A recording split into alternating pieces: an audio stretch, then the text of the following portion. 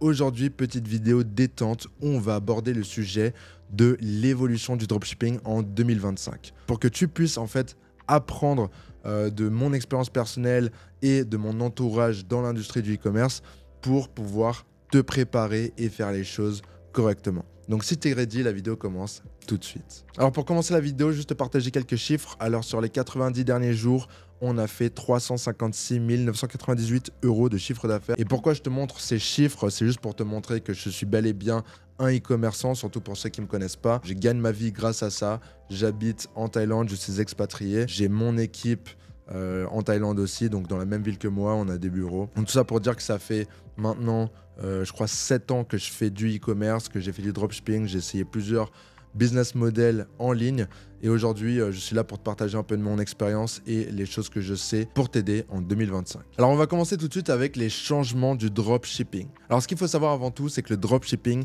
est très différent comparé à l'époque où moi je me suis lancé.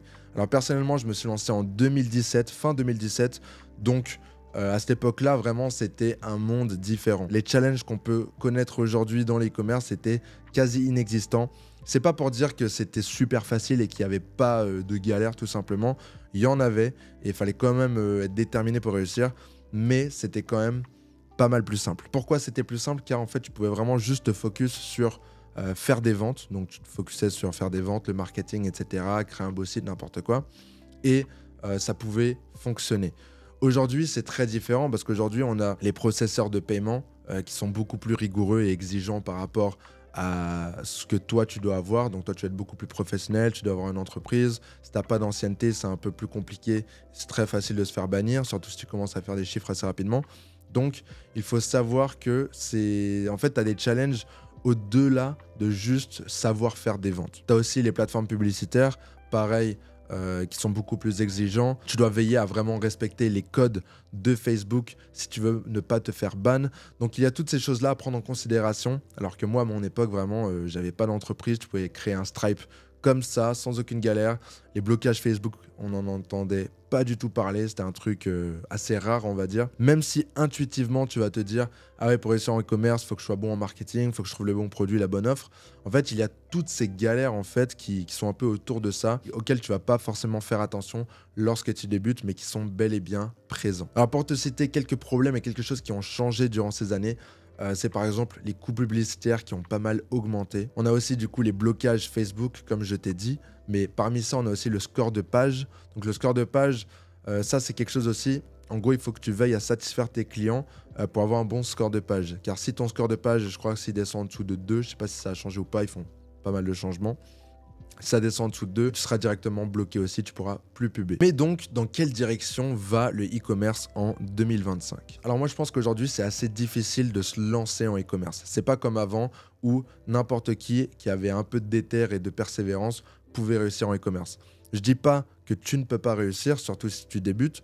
Je dis tout simplement que c'est pas aussi facile qu'avant. Pour te la faire courte, si tu es un touriste du e-commerce, comme j'aime les appeler, tu veux juste essayer ça on the side, petit business pour te rapporter du easy money, du cash, en mode tu as des études à côté, tu as un travail à côté, tu veux juste faire ça juste pour essayer. Je vais t'économiser peut-être beaucoup de temps en te disant d'abandonner tout de suite.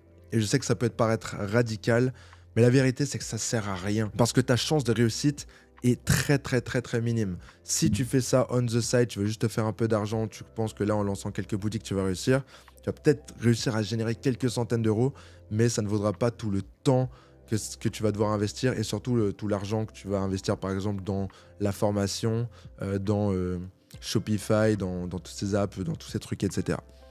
Donc c'est pour ça que je te conseille d'abandonner.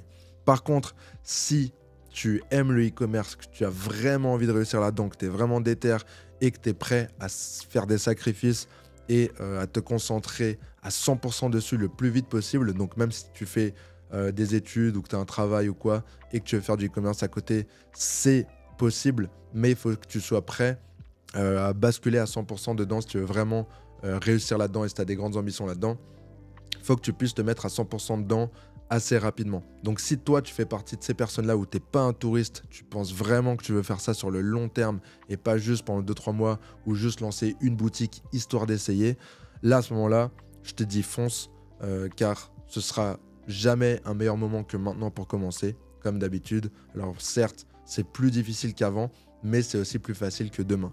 Donc, lance-toi le plus vite possible et passe massivement à l'action. Et ça, c'est un truc que je tiens à souligner quand même, parce qu'il y a beaucoup de gens qui disent le contraire de ce que je viens de te dire là. Oui, le dropshipping, c'est facile, c'est de l'argent facile, c'est rapide, il suffit de lancer une boutique, de lancer 2-3 pubs, et c'est bon. Le problème, et pourquoi on entend beaucoup ça encore sur les réseaux, c'est parce que la plupart des gens, ils font leur blé sur les formations, les coachings, etc. Moi, aujourd'hui, je ne vends aucune formation, je ne vends aucun accompagnement. Ça ne veut pas dire que je ne vais jamais le faire, parce que je pense vraiment qu'on peut tirer de la valeur de ce genre de programme. Mais en tout cas, moi, je refuse de promouvoir un business model qui n'est pas forcément si simple, juste pour me prendre quelques milliers d'euros dans des formations, etc. Donc, clairement, si des gens te disent le contraire de moi, ce que j'ai dit par rapport au fait que le e-commerce, c'est très difficile aujourd'hui, eh bien, ne les écoute pas, car ils sont tout simplement là pour leur intérêt et pas pour le tien. Mais donc, qu'est-ce que je conseille pour réussir malgré tous les changements qu'on voit aujourd'hui dans l'environnement, dans l'industrie du e-commerce? Bien déjà, on va moins parler de dropshipping classique. Aujourd'hui, je conseille vraiment plus aux personnes qui se lancent en e-commerce et même ceux qui en font déjà de créer des marques. Le dropshipping, AliExpress, moche, ça peut encore fonctionner, oui, mais durant un temps très limité. Donc, je te conseille de continuer à tester de cette manière-là. Tu veux lancer une nouvelle boutique, un nouveau truc, teste en mode dropshipping, on s'en fout, tu vois, tu vas tester, tu vas valider ton concept. Par contre, si tu veux réussir sur le long terme ou même sur le moyen terme, il faut vraiment que tu penses en mode marque. Et penser en mode marque, qu'est-ce que ça veut dire? Penser en mode marque, pour moi, c'est déjà avoir une approche long terme du e-commerce. C'est pas juste être là à scaler des boutiques à droite à gauche, essayer de prendre un billet et se tirer, tu vois. C'est pas ça le e-commerce. Franchement, penser en mode marque, c'est voilà, avoir une optique long terme, donc d'amélioration de tous les aspects. Donc déjà se professionnaliser, tu vois, donc avec ta structure d'entreprise, etc.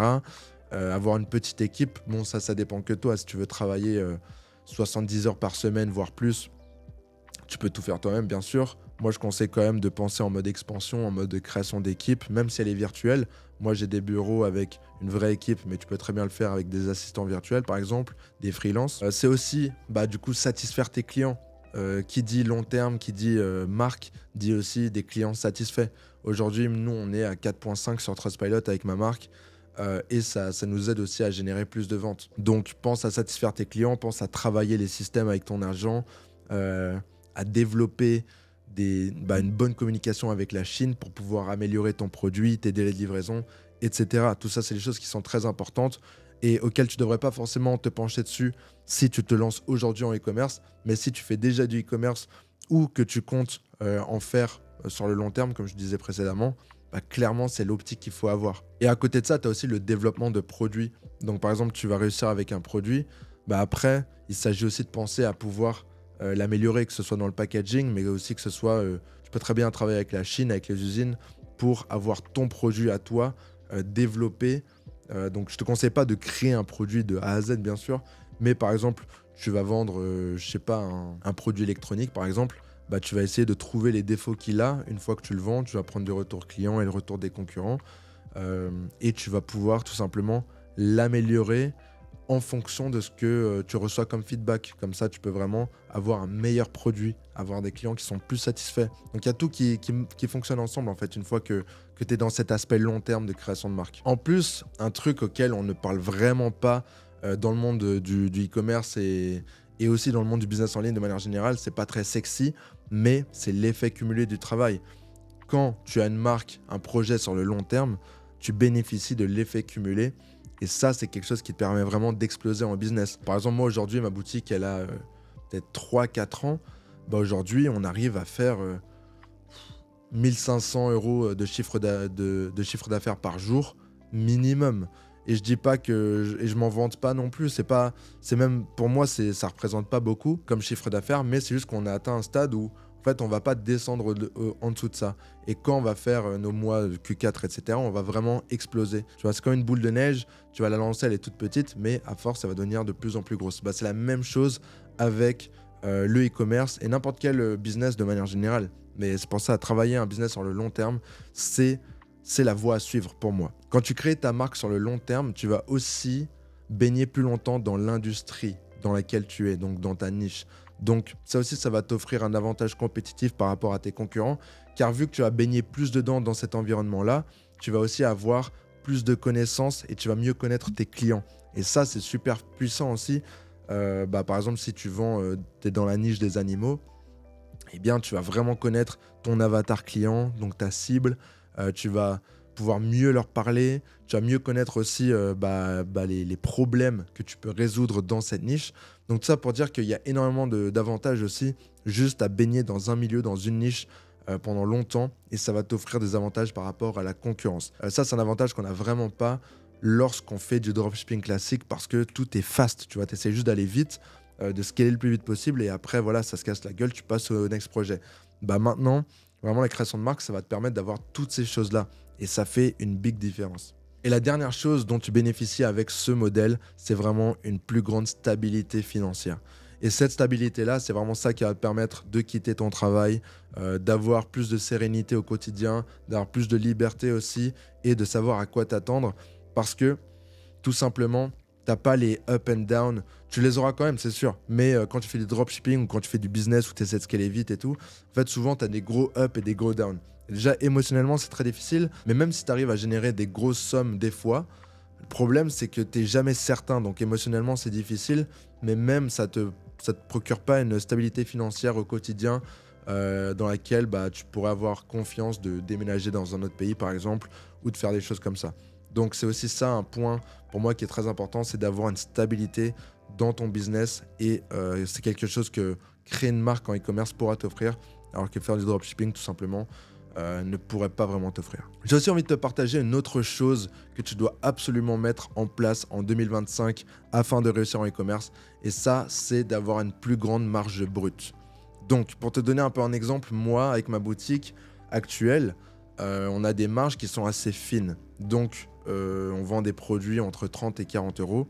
Donc, nos marges, en fait, une fois qu'on a payé le coût du produit, les pubs Facebook et tout, on a une marge qui est assez minime. Donc, le problème avec ça, c'est que là, cette année, par exemple, on a eu plus de dépenses un peu à droite à gauche, que ce soit pour agrandir l'équipe, que ce soit pour les coûts publicitaires qui augmentent, etc. Et tout ça, ça fait que, en fait, on a perdu pas mal de rentabilité sur notre boutique. Et pour contrer cette erreur-là, tout ce que tu as à faire, c'est de partir avec un produit avec une plus grande marge brute. Bon, imagine que toi, tu prends un produit que tu peux vendre 100 euros et que toi, tu le payes 30 euros, ça va te donner 70 euros de marge brute. Et cette marge brute, ça va te permettre de faire plein de choses. Ça va te permettre de dépenser plus en publicité pour tester plus de choses différentes. Même vis-à-vis de la concurrence, c'est plus simple quand tu peux dépenser plus. Et ça va aussi te permettre en fait de faire des erreurs et de faire des choses et quand même d'avoir une bonne marge à la fin pour être très rentable.